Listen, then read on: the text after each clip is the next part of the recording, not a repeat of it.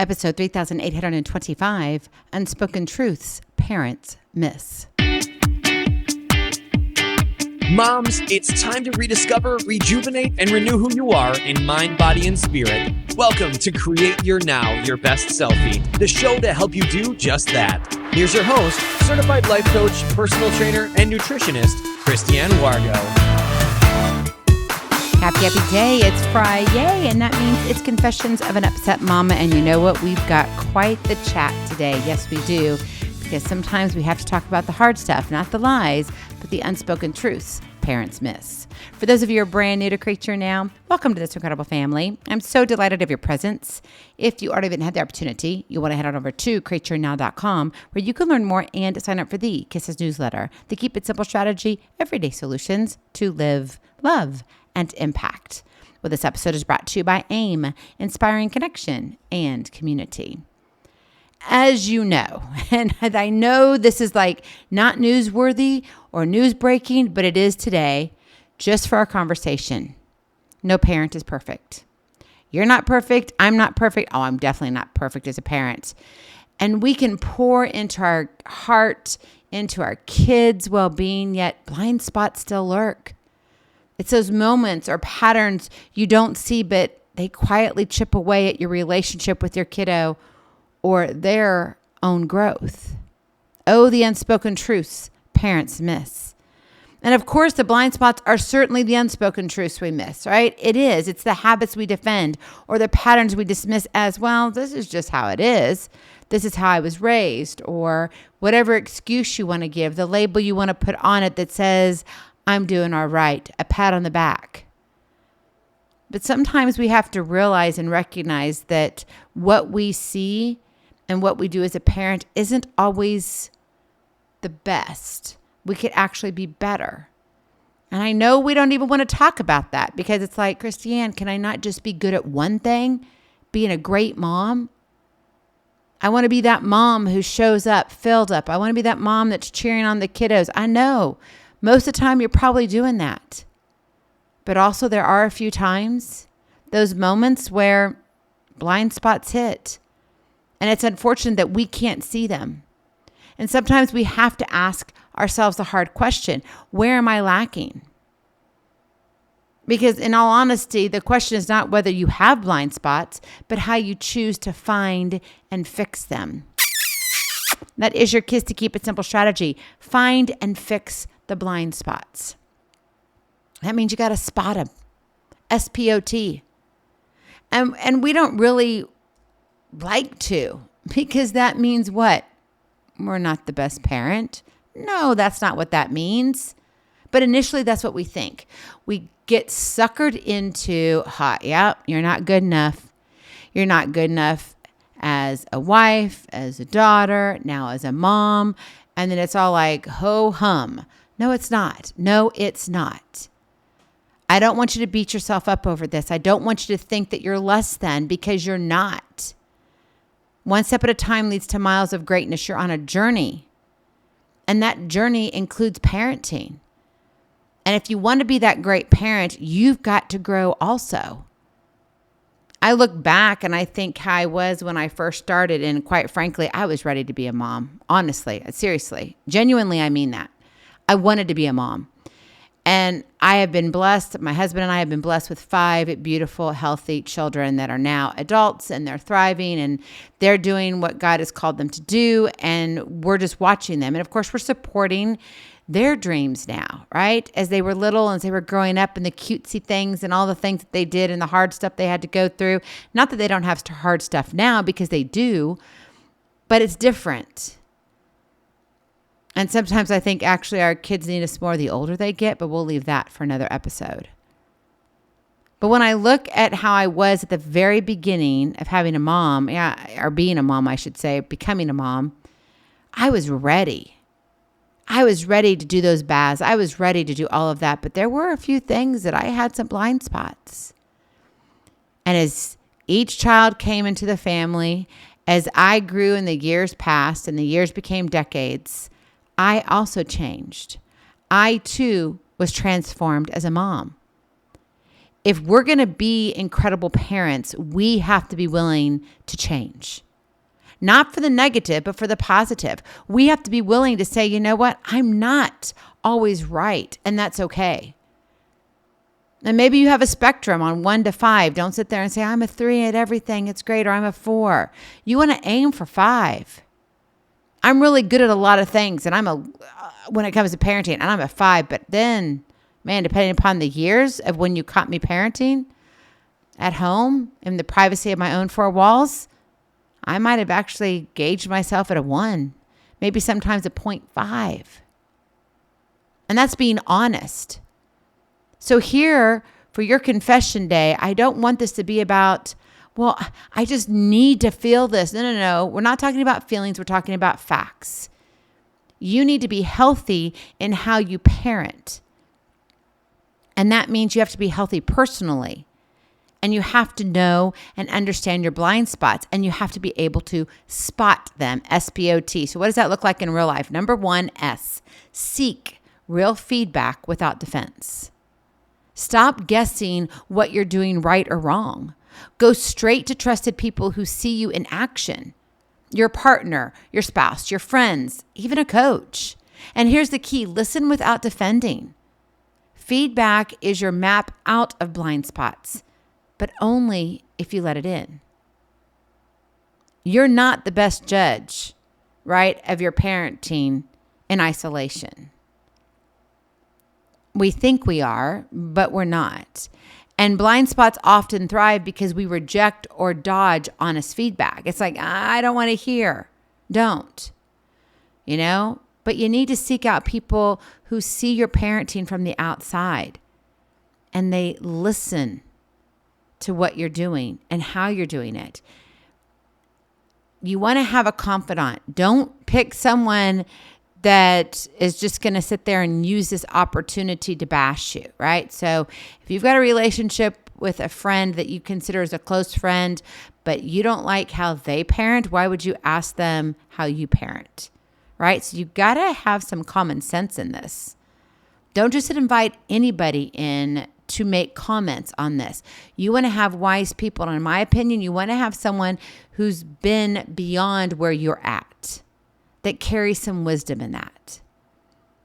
But, and this is critical, don't just seek feedback to nod along.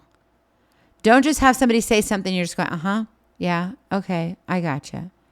When you hear criticism, swallow the urge to defend or explain, right? Ask yourself, is there any truth here? And even if it stings, blind spots hate the light, and honest input is the flashlight. That humility opens the doors to change. It allows you to say, okay, I didn't get this one right.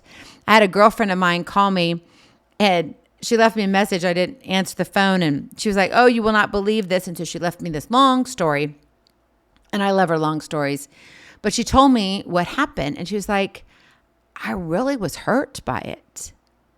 She goes, I didn't know what to do. And the sting when we are told that we're not good at something or that we've fallen short, especially as a mom, it hurts.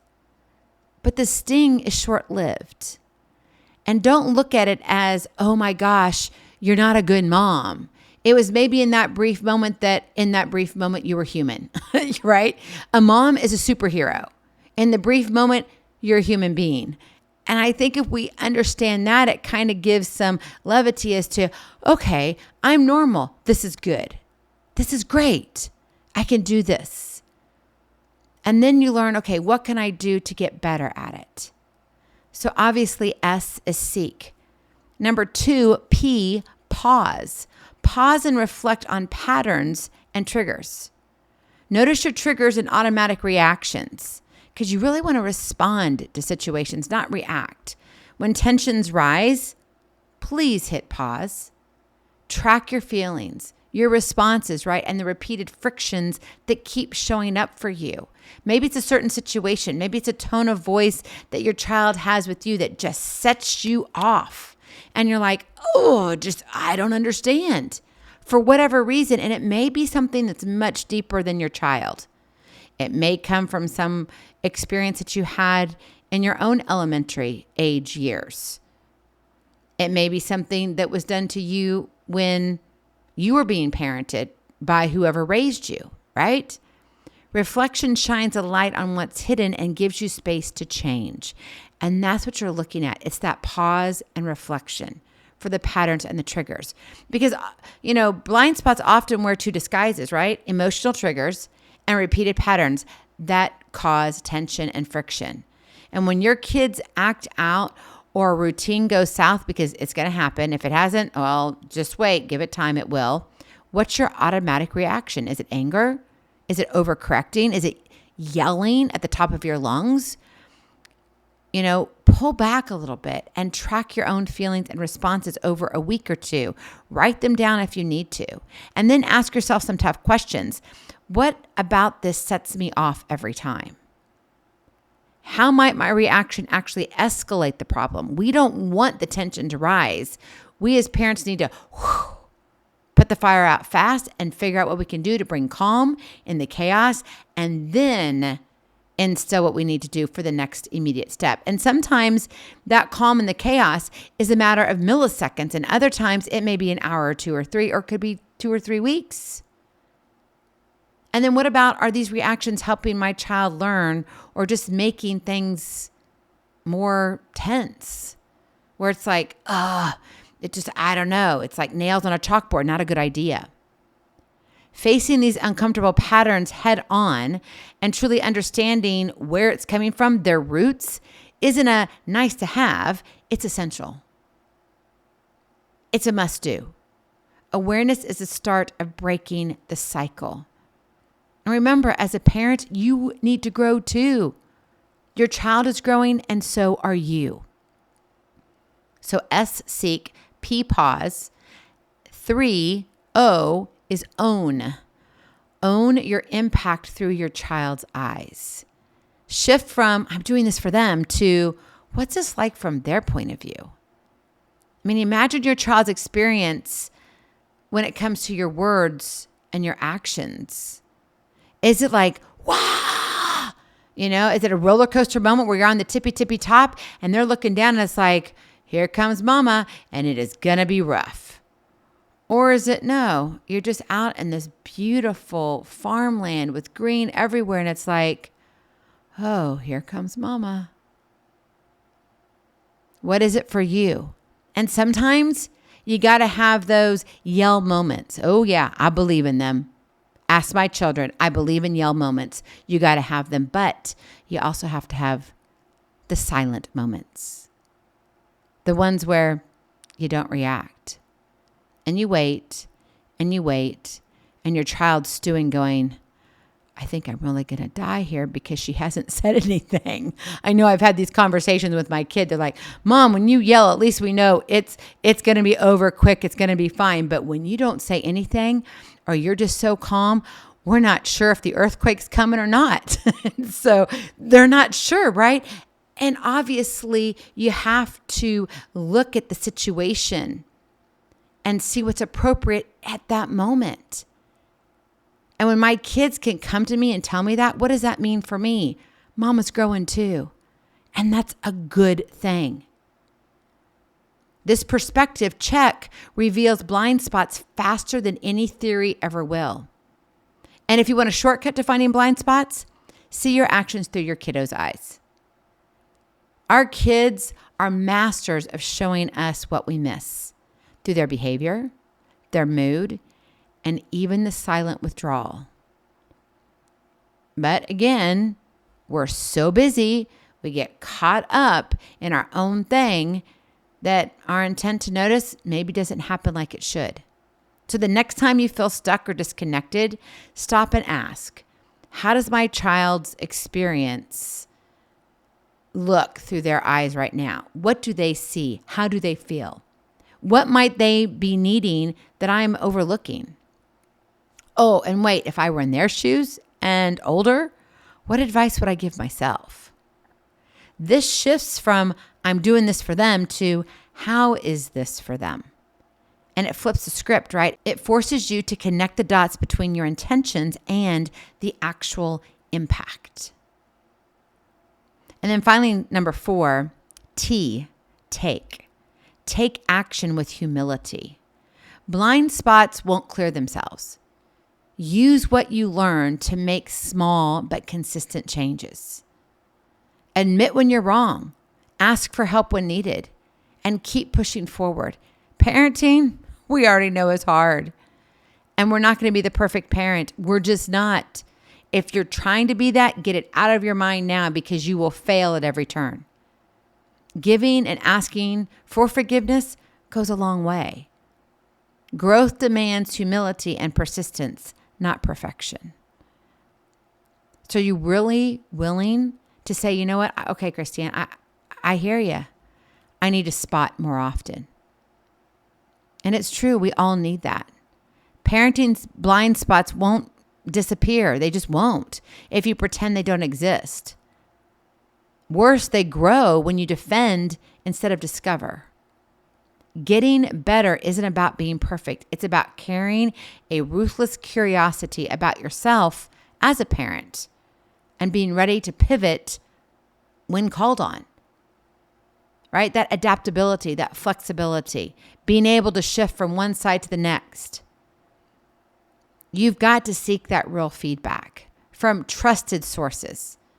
Own your own triggers. When you make mistakes, own them.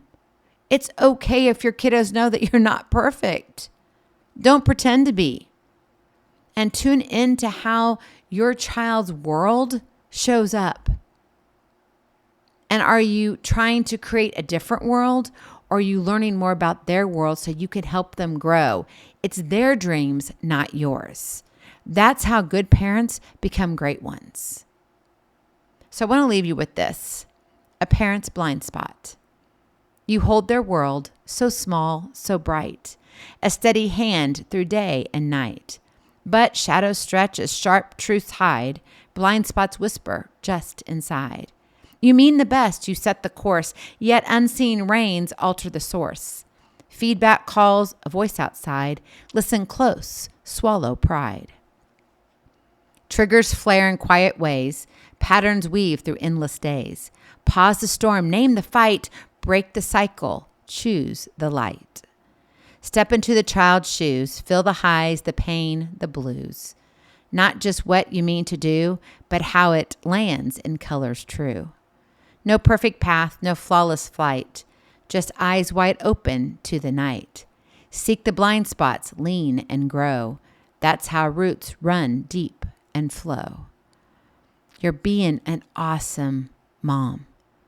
Keep doing it, but don't be afraid of the unspoken truths that we miss.